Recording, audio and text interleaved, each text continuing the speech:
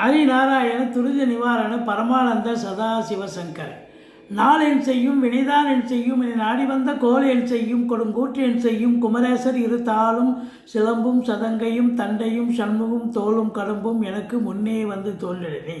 ஓம் அனுமந்தாய வித்மகே வாயு புத்திராய தீமகே தந்துனோ மாருதி பிரச்சோத்தியாத் பட்டீஸ்வரம் ஸ்ரீ விஷ்ணு துர்க்கையே போற்றி. திருவாரூர் தட்சிணாமூர்த்தி சுவாமிகளே போற்றி. மேல்மலையனூர் அங்காள பரமேஸ்வரி தாயை போற்றி. ஆர்ப்பாக்கும் ஆதிப்பட்டாளகனே போற்றி. உலகெங்கிலும் வாழ்ந்து கொண்டிருக்கும் ஸ்ரீராம் ஆஸ்ட்ரோ யூடியூப் சேனல் நேயர்களுக்கு டாக்டர் சைதை ராஜாவின் அன்பான வணக்கங்கள். நாம் இப்பொழுது இந்த எபிசோடில் வீக்லி ராசி பலன்கள், அதாவது மார்ச் 1 முதல் மார்ச் 7 வரைக்கும் உள்ளடக்கிய நாட்களுக்கு கிரகங்கள் ஒவ்வொரு ராசிக்கும் எப்பேற்பட்ட பலனை வழங்கப் போகிறது என்பதை பார்க்கலாம் வாங்க. இதுவரைக்கும் எங்கள் சேனலை பார்த்து கொண்டிருக்கும் அன்பர்கள், சப்ஸ்கிரைப் செய்யாதவர்கள் சப்ஸ்கிரைப் செய்து கொள்ளும்படி கேட்டுக்கொள்கிறோம். ரைட் சைடில் சப்ஸ்கிரைப் இருக்கும், பெல் பட்டன் இருக்கும், ரெண்டுத்தையும் ப்ரெஸ் பண்ணிங்கன்னா அடுத்த நொடியே எங்களுடைய வீடியோ உங்களை நோக்கி வர துவங்கிவிடும். மார்ச் 3ஆம் தேதி பௌர்ணமி திதி வருகிறது. வாங்க ஒவ்வொரு ராசியாக பார்க்கலாம். கடகராசி அன்பர்களுக்கு வணக்கம். கடகராசி காலபுருஷனுக்கு 4வது ராசி. சந்திர பகவான் ஆட்சி பெறும் வீடு. சந்திர பகவான் ஒரு ராசியில் 2.25 நாள் இருக்கார். அதாவது ஆரம்பத்தில் சந்திரன் கடகத்தில் ஆட்சி நிலை பெறுகிறார். அதுக்கப்புறம் 2ஆம் இடம் கேதுவோடு இணைஞ்சிருக்கிறார். பிறகு 3ஆம் இடத்துக்கு செல்கிறார். 4ஆம் இடம் வரை செல்கிறார். அதாவது ராசியில் ஆரம்பித்து இந்த வாரம் இந்த 7 நாள்லேயும் 1ஆம் இடம் 2ஆம் இடம் 3ஆம் இடம் 4ஆம் இடம் வரைக்கும் சந்திரன் நல்ல அற்புதமான இடம் சஞ்சாரம் செய்கிறார். ஸோ வார இறுதியில் குரு சந்திர யோகமே ஏற்படுகிறது. சூப்பர். நினச்சது குரு சந்திர யோகம் இருந்ததுன்னு சொன்னால் நினச்சதை சாதிக்க முடியுங்க. இதில் இன்னொரு விசேஷமான ஒரு நிலை அப்படின்னு பார்த்தீங்கன்னா, இந்த குரு பகவான் உங்களுக்கு 12இல் இருந்தாலும் பார்வை பலம் சுப பலத்தை தருகிறார். 4ஆம் வீட்டை பார்க்குறார், 6ஆம் வீட்டை பார்க்குறார். அப்போது இந்த கடக ராசியில் பிறந்தவர்கள் இது நாள் வரைக்கும் பெருசாக சோபிக்கலை, சாதிக்கலை, சந்தோஷமாக இல்லை. ஆனால் இப்போ பார்த்தீங்கன்னா ஆரோக்கியமாக இருக்க போகிறீங்க, சந்தோஷமாக இருக்க போகிறீங்க, குதூகலமாக இருக்க போகிறீங்க, நினச்சதை சாதிக்க போகிறீங்க. பிகாஸ் இந்த கிரகங்கள் நல்ல நிலையில் இருக்குது. குருவனுடைய ஆதிபத்தியமே சிறப்பாக இருக்குது. அப்போது 4ஆம் இடத்தை குரு பார்க்கிறார் என்று சொன்னால் அது சுக்கிரனுடைய வீடு வேறு. இப்போ ஏதோ பழைய வண்டி விற்றுட்டு புது வண்டி வாங்கலான்னு ரொம்ப நாள் கனவில் இருப்பீங்க. இல்லை புதுசாக கார் வாங்கி நம்ம பிரயாணம் பண்ணலான்னு ஒரு கனவில் இருப்பீங்க. இதெல்லாம் சாதிக்க முடியுமா? சாதிக்க முடியும். பிள்ளைகளை வெளிநாடு அனுப்பி உயர்கல்வி படிக்க வைக்க முடியுமா? கண்டிப்பாக படிக்க வைக்க முடியும். நல்லா படிப்பாங்க. தாய்வழி சொந்தங்கள் உங்களுக்கு ஆதரவாக இருப்பாங்க. தாய் மாமன் வழி சொந்தங்கள் கூட உங்களுக்கு மிகுந்த ஆதரவு இருக்கும். ஆனால் 2ல் கேது இருக்கார்.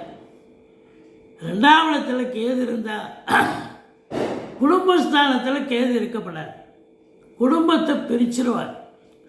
எல்லாரையுமே பிரிச்சிருவார். கடகராசியில் பிறந்தவங்க 100% பிரிஞ்சிருவாங்களே? எனக்கு கிடையாது.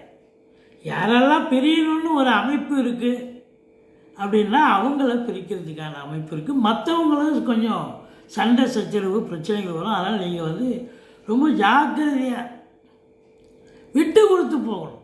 விட்டு கொடுத்து சென்றால் வாழ்க்கை கெட்டு போவதில்லை. அதனால் உணவு உண்பதை தவிர மற்றதுக்கு நீங்கள் வாயை திறக்கக்கூடாது.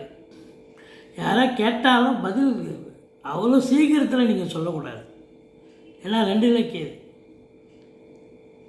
அது மட்டுமல்ல, வேலை பார்க்குற இடம், தொழில் பண்ணுற இடம், உத்தியோகம் பார்க்குற இடம் ரொம்ப ஜாக்கிரதையாக, சர்வ ஜாக்கிரதையாக இருக்கணும்.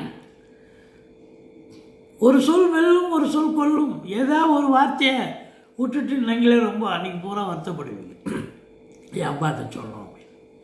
அதனால் 2ல் கேது இருக்கிறது ஒரு சராசரி விஷயம் அல்ல. அதனால் ஜாக்கிரதையாக இருக்க வேண்டும். 3ஆம் இடத்தை சனி பார்க்குறாரு. சரி, அதெல்லாம் தாண்டி ஏதோ முயற்சி எடுப்பீங்கன்னு பார்த்தா, முயற்சி ஸ்தானத்தை யார் பார்க்குறார்? சனி பார்க்குறார். அப்போ எடுக்கிற முயற்சி காலதாமதம் ஆகும். ஆனால் காலதாமதம்னா ஆகும், ஆனால் கண்டிப்பாக முடிப்பீங்க, சக்ஸஸாக முடிப்பீங்க அப்படின்னு சொல்லணும். இளைய சகோதர சகோதரிகளுக்கு தேக ஆரோக்கியத்தில் பிரச்சனை வரும். அவங்களுக்காக நீங்கள் போய் மருத்துவமனைக்கு செலவு பண்ண வேண்டிய நிலை வரும். அல்லது உங்கள் உடன் பிறந்தவர்கள் உங்களுக்கு எதிர்ப்பாக மாறுவார்கள். மற்றபடி குறுகிய தூர பயணத்திற்காக காத்து கொண்டிருப்பவர்கள் இந்த வாரம் கொஞ்சம் எச்சரிக்கையாக இருக்கணும். ப்ரோக்ராமும் கேன்சல் பண்ணிடலாம், போக வேண்டாம். மற்றபடி உங்களுக்கு இடம் வாங்கவோ, பூமி வாங்கவோ, சொத்து பத்தில் இன்வெஸ்ட் பண்ணவோ கண்டிப்பாக அதற்கான ஒரு நேரம். நிச்சயமாக ஒரு அக்ரிமெண்ட்டை சைன் பண்ணுவீங்க, நடக்கும். 5ஆம் இடத்த அதிபதி செவ்வாய் பாருங்கள் 8ஆம் இடத்துக்கு போயிட்டார். 5க்குடையவன் 8க்கு போகக்கூடாது. ஆனால் குரு பார்வையில் இருக்கார். இருந்தாலும் 8ஆம் இடம் என்பது சரியில்லாத இடம், அசிங்கம் அவமானத்தை தரக்கூடிய இடம். அங்கே போய் 5 கிரகம் உட்காந்து, சூரியன், சுக்கிரன், புதன், முக்கூட்டு கிரகங்கள், பிறகு ராகு இருக்காரு, செவ்வாய் இருக்கார். இப்போ இந்த 5 கிரகங்கள் இருக்கிறதால கிரக யுத்தங்கள் வரும். எப்போவுமே ஒரு கிரகங்கள் நிறைய ஒரே வீட்டில் ஆக்குபை பண்ணுதுன்னு சொன்னால் ஒருத்தருக்கு காம்பினேஷனில் வந்து கொஞ்சம் ஒருத்தர் அழிக்க துவங்கும், பிரச்சனைகள் வரும், கிரக யுத்தம்னு சொல்லுவாங்க. அதனால் இந்த கடக ராசி அன்பர்களுக்கு நீங்கள் ஒன்றுமே பண்ண வேண்டாம். மற்ற கிரகங்கள் உங்களை ஏதாவது பிரச்சனை பண்ணிவிடுமோன்னு பயந்துக்கிட்டு நீங்கள் வந்து ஓம் அமிர்த ராகவே போற்றி, ஓம் அமிர்த கேதுவே போற்றி, பிள்ளையாரே போற்றி அப்படின்னு 3 பேரையும் வழிபாடு பண்ணுங்கள். மற்றபடி தலைக்கு வர்ற பிரச்சனை தலைப்பாயோட போகும். ஆனால் இப்படிலாம் இருந்தாலும் உங்களுக்கு 4ஆம் இடம் 6ஆம் இடம் வலுத்திருப்பது சூப்பர். எதிரிகள் ஓடி ஒளிவார்கள். கடன் சுமை படிப்படியாக குறையும். கோர்ட்டில் கேஸ் எதாக இருந்தால் சாதகமாக தீர்ப்பு வரும். எதிரிகளால் எந்த ஒரு பிரச்சனையும் வராது. ஆனால் 7க்குடைய சனி 9ஆம் இடத்துக்கு போயிட்டார். ஏன்னா 7ஆம் இடம் 8ஆம் இடம் அங்கே இருந்தால் தான் பிரச்சனை. 9ஆம் இடத்துக்கு போயிட்டாருன்னா தந்தைக்கும் உங்களுக்கும் வேணால் கான்ட்ரவர்சி, கருத்து வேறுபாடுகள் வரும்.